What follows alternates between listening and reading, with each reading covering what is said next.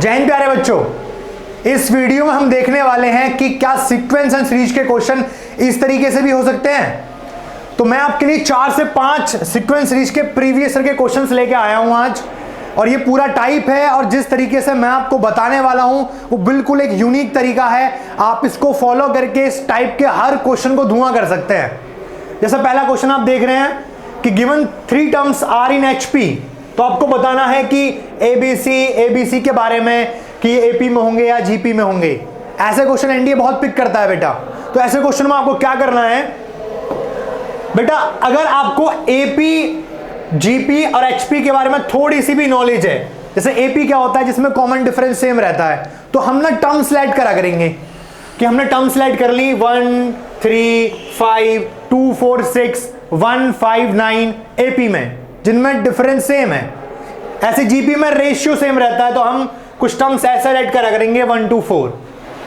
HP में क्या होता है, ये एपी की उल्टी होती है, तो लैड करना मुश्किल है। तो 2-3 ऐसे कॉम्बिनेशन है जिनको आपको याद रखना है, जैसे हो गया 3, 4, 6, 8, 12।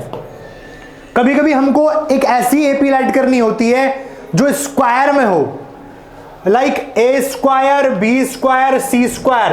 3 ऐसी टर्म जो एपी में है और स्क्वायर भी हो, उनको हम ऐसे लैड कर सकते हैं 125 एंड 49। देखो डिफरेंस कितना है 24 का, स्क्वायर भी है और एपी में भी है। अब इसमें क्या कह रहा है कि ये 3 टर्म एचपी में है। अब मैंने आपको क्या बताया, एचपी में 3 टर्म आपको लैड करनी है इस तरीके से 3, 4, 6। That means a plus B by 2 की वैल्यू 3 है, तो a प्लस बी कितना हो गया 6। आपको क्या लैड करना है, फिर सेकंड टर्म 4 लैड करनी है, यानी b की वैल्यू कितनी है 4, b की वैल्यू 4, तो a की वैल्यू कितनी आ जाएगी यहां से 2।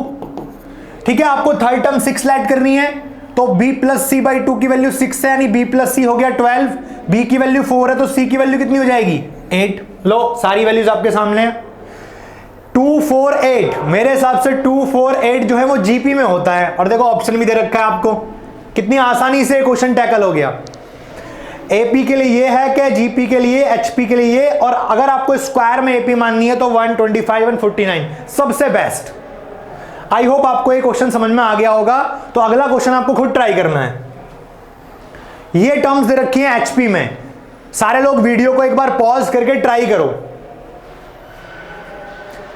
अच्छा, आप लोगों ने सबने ट्राई कर लिया होगा, देखते हैं इसका आंसर क्या है। कह रहा है कि ये गिवन टर्म्स एचपी में है। आपको पता है एचपी एपी का उल्टा होता है। That means B plus C, C plus A और ए प्लस बी किस में होने वाले हैं, एपी में। मैंने कहा ना एचपी और एपी रेसिप्रोकल होते हैं। That means B plus C, C plus A और ए प्लस बी होने वाले हैं एपी में। और मैंने एपी में टर्म लाइट करना सिखाया है। आप कैसे टर्म लाइट कर सकते हैं भाई, इसको मान सकता हूं मैं 1, इसको मान सकता हूं 3, इसको 5।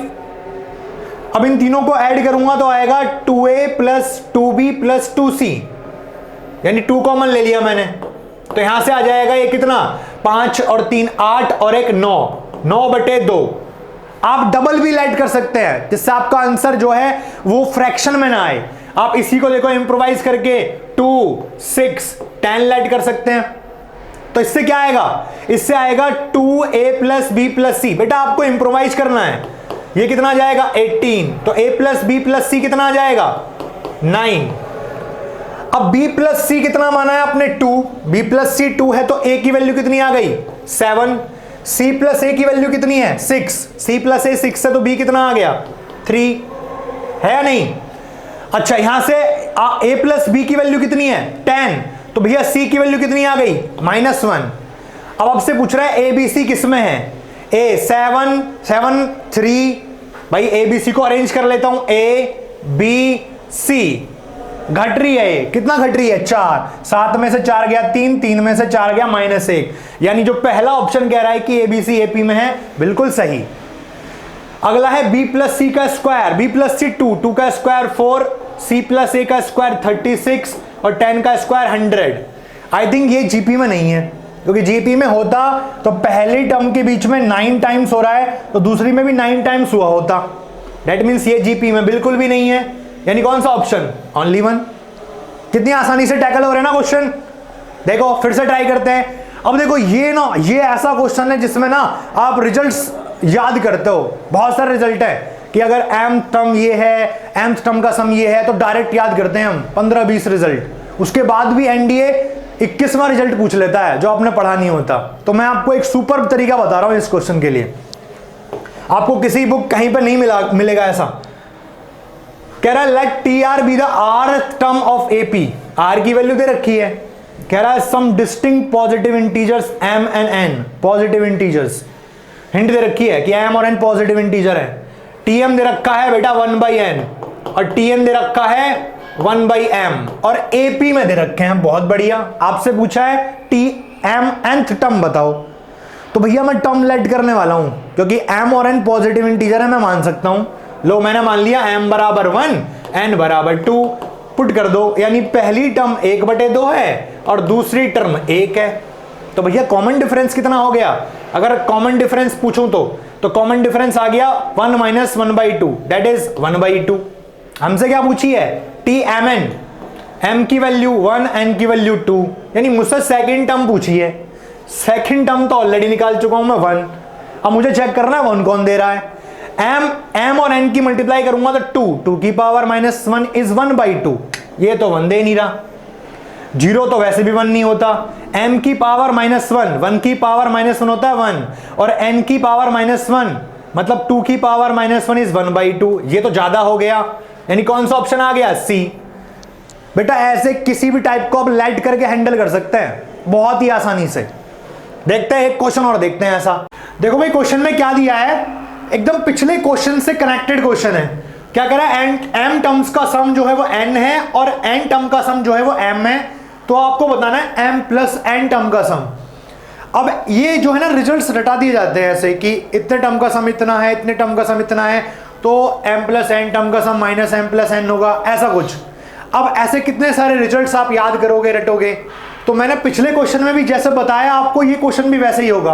आपको क्या लेट करना है? मैंने जैसे लेट कर लिया, m की वैल्यू 1 लेट कर ली और n की वैल्यू 2 लेट कर ली, यानी m टर्म का सम n है, यानी एक टर्म का सम n मतलब 2 है और 2 टर्म का सम कितना है? 1 है। आपसे पूछा क्या लास्ट में? Then the sum of m + n terms, मतलब 1 + 2, 3 टर्म का सम पूछा है। लो भाई फर्जीसा क्वेश्चन है एकदम। भाई एक टर्म के सम को मैं पहली टर्म ही तो कह सकता हूं, एक टर्म का सम कुछ होता थोड़ी ना एपी में। और 2 टर्म के सम को कह सकता हूं मैं t1 + t2। अब भैया आपको क्या दे रखा है? t1 दे रखा है 2, तो t2 कितना आ जाएगा? -1, यानी सीरीज आपकी कैसे चल रही है? पहले 2 t1, फिर t2 कितना है? -1, t3 कितना होगा? एपी में डिफरेंस सेम रहता है, ये कितना घटा? -3 घटा, तो अगला वाला कितना घटेगा? -3 फिर से घटेगा, कितना हो जाएगा? -4। आपसे क्या पूछा है? Then the sum of m + n, 3 term का सम पूछा है। 3 टर्म का सम निकालना, जरा तीनों टर्म का सम करो। माइनस के 5 में से 2 गया, माइनस का 3 चाहिए मुझे। अब m और n आपने पॉजिटिव माने, भैया पॉजिटिव से नेगेटिव आंसर तो आता नहीं है, सिर्फ डी ऑप्शन आ सकता है, नहीं चेक कर लो। m + n 2 और 1 3, माइनस का 3, हमें भी कितना चाहिए? -3। तो ये एक पर्टिकुलर ऐसा मेथड है, आप m और n लेट करके किसी भी क्वेश्चन को सॉल्व कर सकते हो। ऐसे एक भी रिजल्ट याद नहीं करना, वो 20-25 रिजल्ट इक्विवेलेंट टू 0। चलो एक और क्वेश्चन देखते हैं, आ जाओ। ये भी बहुत पूछता है। अब क्या कह रहा है कि सीरीज चल रही है 0.3, 0.33, 0.333 n टर्म्स तक। दैट मीन्स इस सीरीज में टोटल नंबर ऑफ टर्म्स हैं n। अब मैंने क्या करा? मैंने n को लेट कर लिया 1, मतलब अब इसमें कितनी टोटल नंबर ऑफ टर्म्स हैं? हमने कहा n टर्म्स हैं, अब n की वैल्यू 1 मान ली, मतलब इसमें कितनी टोटल नंबर ऑफ टर्म्स हैं? एक टर्म। एक टर्म कौन सी है भैया इस सीरीज की? दिस। अब आपको n = 1 पुट करना है और चेक करना है कौन सा ऑप्शन 0.3 दे रहा है, और ये आपका होमवर्क है, आप चेक करो ABCD में से कौन सा ऑप्शन आ रहा है। तो हमने 5 क्वेश्चंस करे लैंग्वेज वाले, जो अननोन्स में क्वेश्चन आते हैं, और आपने देखा होगा बहुत इजीली ये क्वेश्चन सॉल्व हो जाते हैं, और देखा होगा कि जो टेक्निक्स हैं वो बिल्कुल डिफरेंट है। स्पेशली जो हमने लास्ट 2 क्वेश्चन करे हैं इसके अलावा, वो तो बिल्कुल अलग है बेटा। ऐसे 20 क्वेश्चन आप कर सकते हैं लेट करके m और n को। तो ऐसी सारी टेक्निक्स में आगे भी हर चैप्टर में पर्टिकुलर टाइप्स उठा उठा के लाता रहूंगा। तो यहां इस बीडीए के चैनल से, हमारे डिफेंस एकेडमी के चैनल से बेटा बने रहिए, क्योंकि ऐसी अप्रोचेस आपको कहीं और नहीं मिलेंगी। तब तक के लिए आप सब लोग अपना ख्याल रखें। जय हिंद।